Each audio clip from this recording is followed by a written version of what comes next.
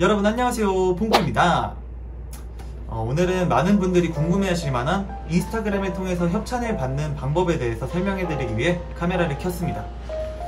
저도 예전에 협찬 받기 전에 유튜브에다가 협찬 받는 법 이렇게 많이 검색했었는데 생각보다 상세하게 풀어주시는 분들이 많이 없더라고요. 그래서 저는 제가 직접 해보면서 협찬을 받아보면서 겪어본 과정을 그대로 여러분들에게 말씀을 드릴게요. 그리고 제가 말씀드리는 협찬은 오직 의류 협찬이기 때문에 다른 관련 협찬이라면 지금 영상에 나가주셔도 괜찮습니다. 그럼 영상 꼭 재밌게 봐주시고요. 지금부터 설명 시작할게요. 제가 먼저 설명해드릴 순서는요, 제가 협찬을 받기 위해 어떤 과정을 거쳤는지와 협찬 꿀팁, 협찬 연락은 어떻게 오는지, 협찬에 대한 장단점 이런 식으로 풀어서 말씀드리도록 하겠습니다. 저 같은 경우는 인스타그램으로 협찬을 받기 위해서 제일 먼저 인스타 피드 정리를 했습니다. 저는 원래 잡탕 계정이었거든요.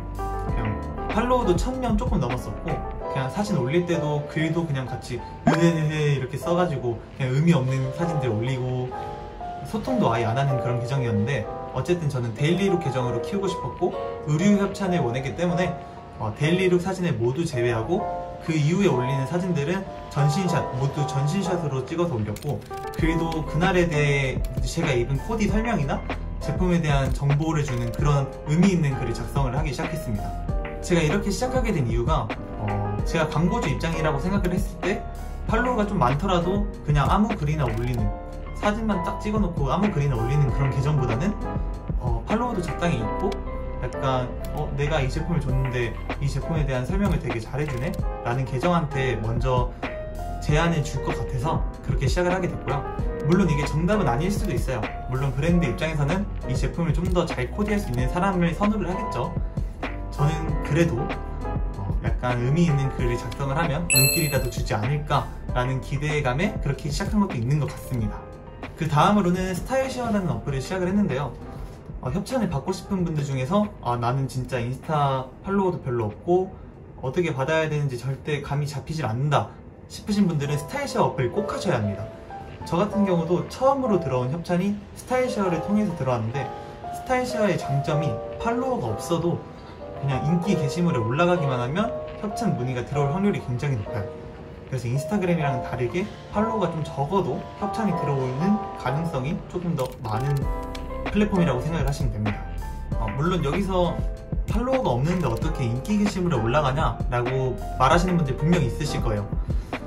이거는 문의가 많으면 다음 영상으로 제가 만들어서 올려드리겠지만 조금 간략하게 꿀팁을 드리자면 그냥 족반하세요. 좋아요 반사하세요.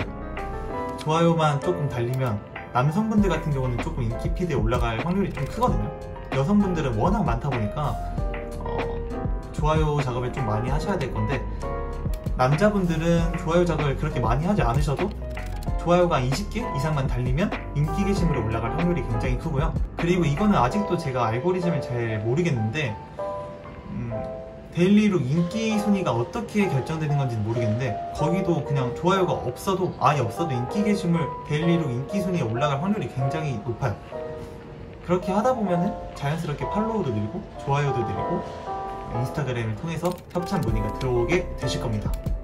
일단 스타일쉐어의 장점은 팔로워가 없어도 협찬이 들어올 가능성이 굉장히 높다 라고 이해를 하시면 될 것 같고요. 단점이라고 하자면 약간 학생들이 구매할 만한 저렴한 제품들이 조금 더 많기 때문에 여러분들이 원하시는 가격대가 조금 있고 퀄리티가 좋은 옷을 처음에는 받기는 조금 힘드실 수도 있습니다. 저 같은 경우도 처음에 스타일쉐어를 통해서 들어왔던 협찬이 옷이 아니라 머플러였어요. 근데 그때 당시에 제가 받은 머플러는 그래도 좀 좋은 거긴 했는데, 그 후로 들어오는 의류 협찬건들은 퀄리티가 그렇게 좋은 제품들은 많이는 없었어요. 그래도 받는다는 게 굉장히 의미가 있는 거잖아요. 협찬이 들어오기 시작하면 그 후로도 계속 협찬이 들어올 테니까요. 그리고 협찬을 받게 되면 그 글을 올릴 때 조금 더 정확하게 자세하게 글을 풀어서 써주면 좋아요. 그래야 다른 광고주들이 내 피드를 우연히 방문했을 때 이 사람 이 협찬 받으면 되게 정성스럽게 글을 올려주네 라고 생각을 해서 다른 브랜드에서도 협찬 문의가 들어올 가능성이 높기 때문에 여러분들 협찬 글들은 조금 더 정성 있게 작성을 해주시면 좋겠습니다. 다음으로 협찬을 받기 위해서 꿀팁을 좀 알려드리자면 그냥 데일리로 사진을 약간 전신샷 하나 찍어놓고 올려라 뭐 그런 게 아니라 약간 사진의 퀄리티나 컨셉이 조금 중요한 것 같아요. 뭐 한 장소에서 똑같은 포즈로 다른 코디를 해서 찍는다거나 아니면 조금 뭐 자신만의 포즈를 만든다거나 그런 자기의 시그니처? 자기를 표현할 수 있는 그런 사진 구도가 있으면은 확실히 다른 브랜드에서 봤을 때도 좋고, 내 피드를 이렇게 내려보면 되게 일관성 있는 피드 보면 되게 기분 좋고 약간 뿌듯하고 그런 게 있거든요. 여러분들도 이걸 꼭 신경을 써주시면 조금 더 반응이 좋을 겁니다. 팔로우도 금방금방 늘고 좋아요도 많이 받으실 수 있을 거예요. 그리고 협찬 연락은 어떻게 오는지 궁금해 하시는 분들이 굉장히 많더라고요. 인스타그램을 통해서 들어오는 협찬은 이런 식으로 글이 올라옵니다. 뭐 어떻게 뭐 전신 사진과 반신 사진 뭐 이렇게 같이 올려주세요 하는 데도 있고, 그냥 뭐 어떤 문구를 넣어달라 라고 하시는 분들도 있고, 뭐 다양합니다. 그리고 스타일쉐어를 통해서 오는 곳은 보통 이런 식으로 비슷하게 오는데 스타일쉐어에 같이 업로드해주세요 이렇게 올라옵니다. 그리고 뭐 아까 제가 말씀드린 것처럼 스타일쉐어를 시작하라고 했잖아요. 스타일쉐어에 올릴 때 그 사진이랑 그 글 그대로 인스타그램에 올리셔도 상관없습니다. 제가 그렇게 하고 있어요. 그리고 협찬을 받게 된다면 제일 지켜주셔야 될 게, 물론 이쁜 사진을 올려주시는 것도 중요하지만 이제 보통 협찬 연락이 오면 받으신 후로부터 3일, 7일 뭐 이내로 올려주세요 라고 글이 오는데 이 기간을 꼭 지켜주셔야 됩니다. 이 기간을 지키지 않으시면 제가 그 제품의 가격을 지불하셔야 될 상황이 올 수도 있고, 어쨌든 그 브랜드와 저와의 약속이니까 약속은 꼭 지켜주시면 좋겠죠. 피치 모텔 사정 때문에 조금 업로드 기간이 느려진다면 미리 브랜드 측에 말씀을 해주시면 다 이해해 주십니다. 그러니까 말 없이 기간 못 지키지 마시고, 못 올리실 것 같으면 미리 브랜드 측에 연락을 주시는 게 서로 간의 예의죠. 이런 기본적인 것들은 꼭 지켜주셔야 합니다. 마지막으로 협찬을 받으면 장점과 단점이 있을 거예요. 저 같은 경우는 장점은 당연히 내 돈을 쓰지 않고 옷을 사지 않아도 된다라는 최고의 장점이 있고요. 그리고 그것보다 조금 더 장점인 게 제 자존감이 굉장히 많이 올라가요. 나 같은 것도 협찬이 들어오네? 되게 신기하다. 마치 연예인 된 것 같은 뭐 그런 기분이 들고, 주변 친구들도 약간 뭐 인싸네, 되게 부럽다, 막 어떻게 하는 거야 이렇게 많이 관심을 가져줘요.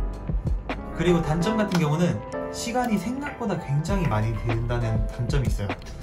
왜냐면 처음에 협찬을 받게 되면 소량이어서 되게 즐거운 마음으로 나가서 찍고 오는데, 이게 조금 쌓이고 쌓이다 보면 그냥 나가서 옷 갈아입고 나가서 사진 찍고 다시 들어와서 옷 갈아입고 다시 나가서 사진 찍고 들어와서 옷 갈아입고 나가서 사진 찍어야 된다는 약간 귀찮음이 있을 수 있고요.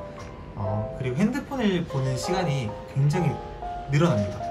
핸드폰을 거의 잡고 살아야 돼요. 왜냐면 인스타그램으로 계속 반응도 봐야 되고 뭐 다 어쨌든 소통을 계속 해야 되는 그런 플랫폼이니까 시간이 되게 굉장히 많이 들어가요.